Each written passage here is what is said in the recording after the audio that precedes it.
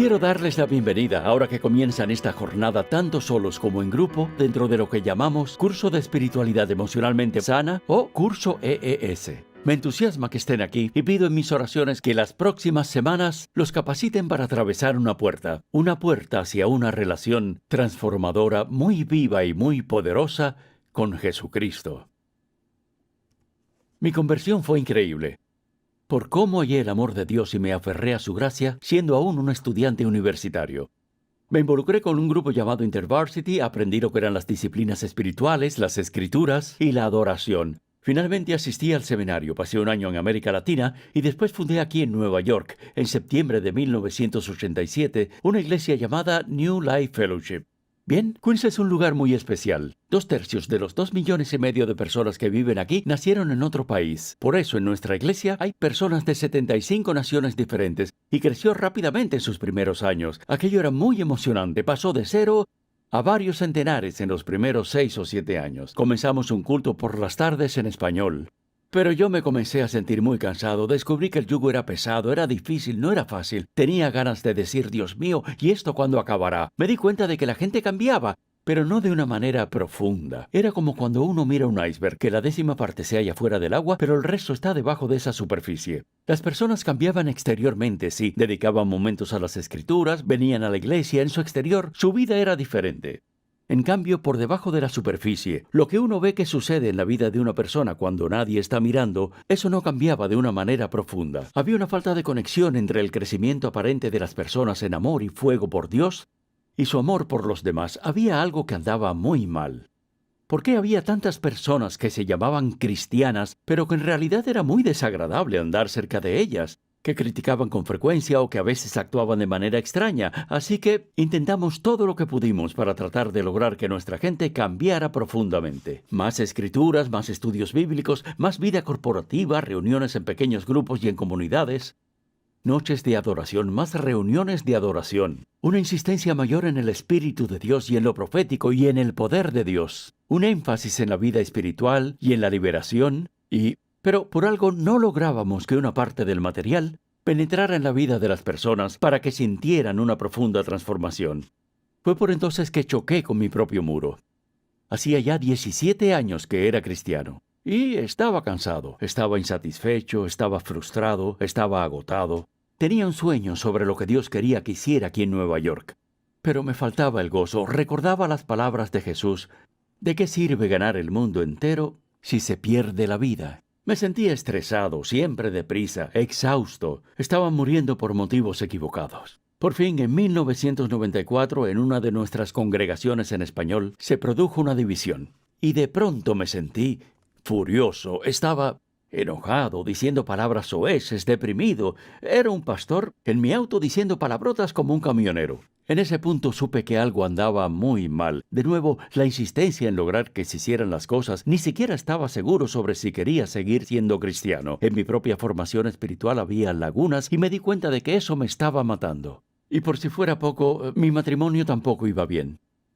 Mi esposa se sentía como una madre soltera y ya teníamos 4 niñas pequeñas. El 2 de enero del 96 mi esposa se me acercó y me dijo, ¿sabes, Pete? Yo renuncio. Tu liderazgo es de lo peor. Ya te he perdido el respeto. Voy a comenzar a asistir a otra iglesia. No hace falta decir que Dios captó mi atención. En un momento así uno piensa que ha llegado al fondo del pozo, pero no ha llegado aún. Eso fue lo que descubrí, que el fondo estaba mucho más hondo de lo que yo imaginaba. Pero aquel día de enero de 1996, por fin toqué fondo realmente. Jerry y yo nos fuimos una semana, yo con la idea de arreglarla a ella y ella pensando en arreglarnos a mí y a la iglesia. Pero Dios vino a nuestro encuentro.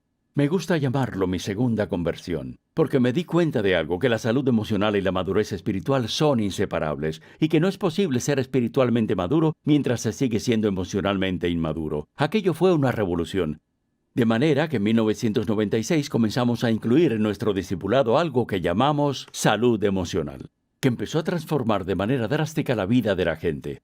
Mientras hacíamos aquello me di cuenta de que las personas seguían demasiado ocupadas, demasiado activas, para cultivar una relación sana con Dios y con ellas mismas. Así que empecé a investigar cosas como el silencio, la soledad y la tradición contemplativa y lo que es esperar en Dios. Todo culminó en 2003 cuando me tomé un descanso sabático de 4 meses para lo que llamé investigar la tradición monástica, investigar los lugares en los cuales estaban centrados en el silencio y los oficios y la soledad. Tratamos esos 4 meses de vivir a un ritmo nuevo. A eso le llamo mi tercera conversión. Llamo vida contemplativa a reducir la velocidad de mi vida para estar con Dios.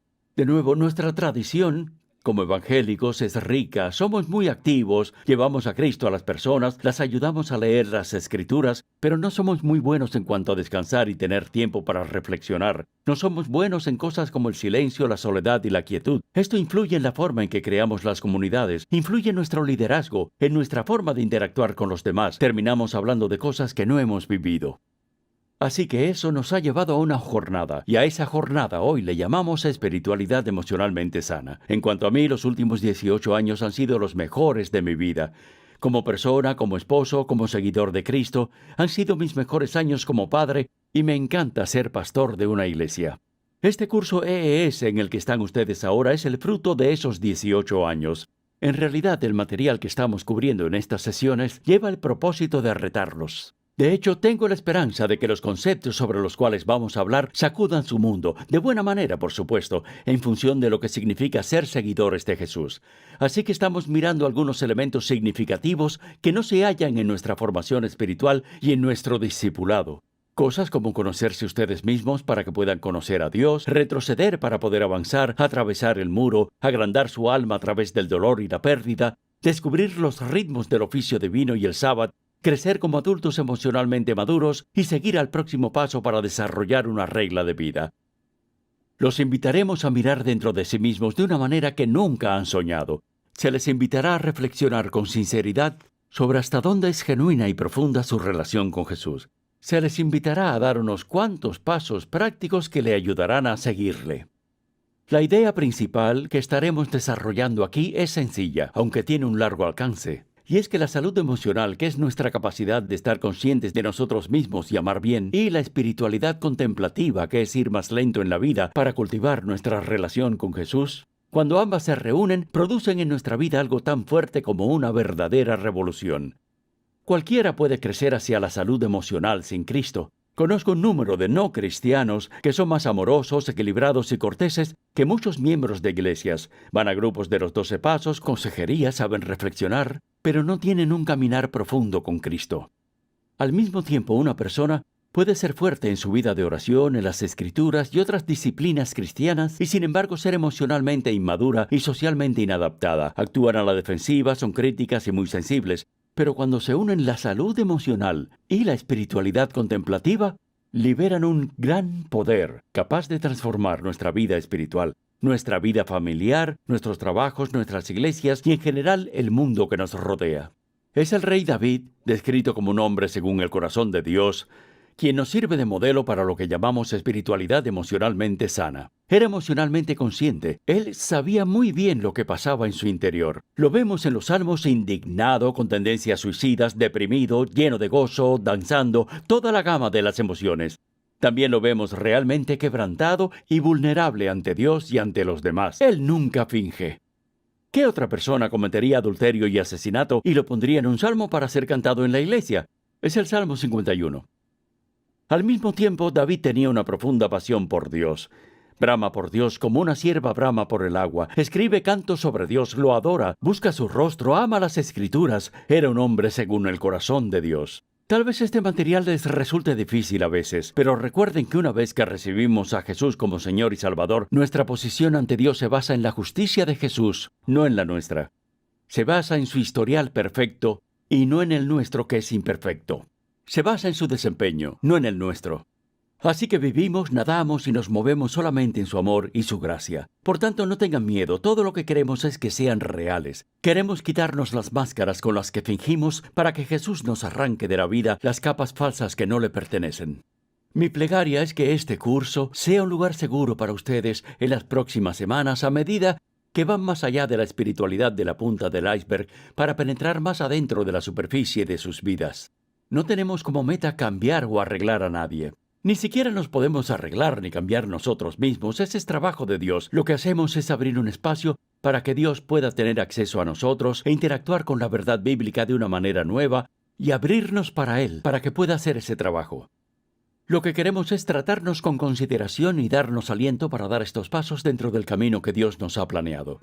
Así pues, en este primer estudio veremos el problema de la espiritualidad emocionalmente enferma. Comenzaremos por el principio según el cual, en el grado en el que estemos dispuestos a darle acceso a Jesús, a aquello que está en el fondo de nuestras vidas, en ese mismo grado percibiremos la libertad que hay en él. Voy a repetirlo, en el grado en que estemos dispuestos a darle acceso a Jesús, a aquello que está en el fondo de nuestras vidas, en ese mismo grado percibiremos la libertad que hay en él. Comenzaremos viendo los 10 síntomas principales para determinar si alguien está sufriendo un mal caso de espiritualidad emocionalmente enferma. Estos son los 10. Primero, usar a Dios para huir de Él. Hay pocos virus que sean más mortales y más difíciles de discernir que este. En mi caso, usar a Dios para huir de Él es cuando creo una gran cantidad de actividades para Dios e ignoro los aspectos difíciles de mi vida que Él quiere cambiar. Pueden ser cosas como usar a Dios para huir de Él cuando en realidad hago su obra para mi satisfacción. No es Él el que importa. O bien uso a Dios para huir de Él cuando hago en su nombre cosas que Él no me ha pedido que haga. Uso a Dios para huir de Él cuando mis oraciones tratan de lograr que Dios haga mi voluntad, como si fuera mi secretario, sin someterme yo a Él. El segundo síntoma de una espiritualidad emocionalmente enferma es ignorar emociones como la ira, la tristeza y el temor. Muchos cristianos creen que la ira, la tristeza y el temor son pecados, que nuestra vida espiritual está mal si los sentimos. Eso fue lo que me enseñaron a mí, que los sentimientos no son de fiar, que no hay que confiar en ellos. Eso se aplica de manera especial a sentimientos difíciles como el temor, la tristeza, la ira, la angustia y el dolor. El problema de esto es que no es bíblico y las consecuencias prácticas de un punto de vista como estos son enormes. Terminamos como seres semihumanos al suprimir la humanidad que Dios nos dio como hombres y mujeres hechos a su imagen. Terminamos perdiéndonos las muchas formas en las cuales Dios nos habla y se acerca a nosotros. El tercer síntoma es morir por lo que no debemos. Es cierto que Jesús dijo, si alguien quiere ser mi discípulo, que se niegue a sí mismo, lleve su cruz cada día y me siga. Pero la cuestión es, ¿qué significa eso? Sí, debemos morir a nuestras partes pecaminosas, como las actitudes defensivas, la separación de los demás, la arrogancia, la obstinación, la crítica y la hipocresía, y a los pecados más evidentes descritos en las Escrituras. Pero Dios no nos ha llamado a morir a las partes buenas de lo que somos. Él nunca nos pide que muramos a los apetitos y placeres sanos de la vida, las amistades, el gozo, las artes, la música, la belleza, la recreación, la risa, la naturaleza. Dios siembra deseos en nuestros corazones para que los cuidemos y los reguemos. Estos deseos y pasiones son muchas veces invitaciones y regalos que proceden de Él. En cuarto lugar está la negación del impacto que causa el pasado en el presente. Cuando llegamos a la fe de Cristo, tanto si somos niños, adolescentes o adultos, somos, como nos dice la Biblia, nacidos de nuevo. El apóstol Pablo dice que lo viejo se ha ido y ha llegado lo nuevo. Es nuestra nueva posición en Cristo. Sin embargo, la obra de madurar en Cristo, de crecer, lo que los teólogos llaman la santificación, esa nos exige que regresemos para liberarnos de unos patrones de conducta destructores que nos impiden alcanzar lo que Dios tiene para nosotros. La mente es seguir adelante, pero antes nos tenemos que librar de la carga que traemos. El quinto síntoma es la división de nuestra vida en compartimientos sagrados y seculares. Es muy fácil confinar a Dios al compartimiento de las actividades cristianas, como ir a la iglesia, orar, leer la Biblia o acudir a un grupo pequeño. Pero es fácil no pensar en Dios cuando trabajamos, estudiamos, hacemos negocios, un examen o practicamos deportes. De hecho, según muchas encuestas y numerosos sociólogos, uno de los mayores escándalos hoy en día es que muchos cristianos tienen una gran probabilidad de adoptar un estilo de vida materialista, centrado en sí mismos, hedonista y sexualmente inmoral, como el mundo en general. Ron Sider lo resume muy bien cuando dice, tanto si se trata del matrimonio o del dinero o del cuidado de los pobres, los evangélicos están llevando una vida escandalosamente contraria a las Escrituras y los datos sugieren que se trata de muchos aspectos cruciales. Muchos cristianos llevan una vida igual a la de sus vecinos no creyentes. El sexto síntoma es hacer para Dios en lugar de estar con Dios. O sea, ser productivo y hacer cosas son prioridades en nuestra cultura occidental. Por eso, después que nos han presentado a alguien, le preguntamos ¿a qué se dedica? Lo que hacemos es nuestra identidad. El problema es que nuestra identidad como cristianos está en lo que Dios nos da, no en lo que hacemos. Está en nuestro ser con Él. Nuestra actividad para Dios solo puede brotar correctamente de una vida vivida con Él. No podemos dar lo que no tenemos. Cuando lo que hacemos y nuestro trabajo para Dios no son alimentados por una profunda vida interior con Él, terminamos descentrados. Nuestro sentido de nuestro propósito, valor y autenticidad termina apartándose del amor que Dios nos tiene para centrarse en nuestros logros. Entonces el gozo de Cristo va desapareciendo de manera gradual y pasamos de ser seres humanos a máquinas para hacer cosas. El séptimo es eliminar conflictos con la espiritualización. A nadie le gustan los conflictos, sin embargo están donde quiera. Los tribunales de justicia, los lugares de trabajo, las aulas, los vecindarios, los matrimonios. Queremos suavizarlos, los barremos bajo la alfombra, oramos para que se vayan.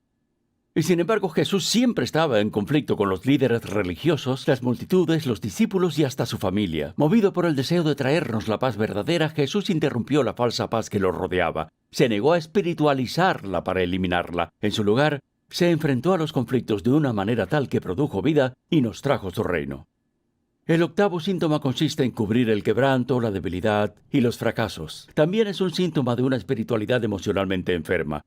La presión por presentar una imagen de nosotros que sea fuerte y espiritualmente coherente se cierne sobre casi todos. Nos sentimos culpables por no estar a la altura, por no alcanzar el grado. Sin embargo, la Biblia no disimula los defectos y las debilidades de sus héroes. Abraham mintió, la esposa de Oseas era una prostituta, Pedro reprendió a Dios, Noé se embriagó, Jonás era un racista, Jacob mintió, Juan Marcos abandonó a Pablo, Elías sufrió un agotamiento nervioso, Jeremías se sintió con tendencias suicidas y Tomás dudó. Todas esas personas nos dan el mismo mensaje, que todos los seres humanos, cualesquiera que sean sus dones y puntos fuertes, son débiles, vulnerables y dependientes de Dios y de los demás. El noveno síntoma es el de vivir sin límites. Hay una cuestión espiritual relacionada con nuestra humanidad. No somos Dios, no podemos servir a todos los necesitados. Somos seres humanos. Cuando cruzamos los límites que nos ha impuesto Dios, terminamos en problemas. Miren a Adán y Eva después que cruzaron los límites establecidos por Dios en el Edén. Jesús respetó nuestros límites en su condición de ser humano. Él no sanó a todos los enfermos que había en Palestina. Tampoco resucitó a todos los muertos, ni alimentó a todos los hambrientos. La vida que no respeta límites olvida algo, que Dios es Dios y nosotros no. Por último, el décimo síntoma consiste en juzgar el andar espiritual de los demás. Se me enseñó que tenía la responsabilidad de corregir a las personas que habían errado o pecado y aconsejar a los que estén espiritualmente confundidos o no estén con Dios en donde yo piense que deberían estar. Me sentía culpable. Veía algo dudoso y no hacía nada para señalarlo. Me sentía culpable si no lo señalaba. La mayoría de nosotros no tiene problemas para dar consejos o señalar conductas incorrectas. Pero como dijo Jesús, a menos que yo comience por quitar la viga de mi propio ojo, sabiendo que tengo un gran punto ciego o numerosos puntos ciegos, seré peligroso. Necesito ver el daño tan excesivo que ha hecho el pecado en cada parte de mi ser. En las emociones, el intelecto, la voluntad, en mi espíritu y en mi cuerpo. Entonces podré tratar realmente de quitar la paja del ojo de mi hermano. De manera que en esta sesión veremos a Saúl en 1 Samuel 15. Tal vez él haya sido uno de los mejores ejemplos que aparecen en las Escrituras de alguien emocionalmente enfermo que además carece de una vida contemplativa con Dios. No reflexiona, no está consciente de sus temores, de su necesidad de sentir aprobación, sus inseguridades, su obstinación y su tendencia a engañarse a sí mismo. A diferencia de David en los Salmos, hace muy poca conexión entre su mundo emocional interior y su espiritualidad. A diferencia de David, nunca lo vemos alimentando apasionadamente ni desarrollando su relación personal con Dios. Es torpe en ambas cosas. Con el tiempo esto lo destruye y él a la vez destruye su relación con Dios y con los demás. Yo he vivido los destructores efectos de una espiritualidad emocionalmente enferma, pero hay otra manera de vivir. Permítanme invitarlos ahora a entrar en su cuaderno de trabajo mientras oro para que eso les dé la capacidad de atravesar una puerta en su relación con Dios que los va a cambiar a ustedes y a los que les rodean para siempre.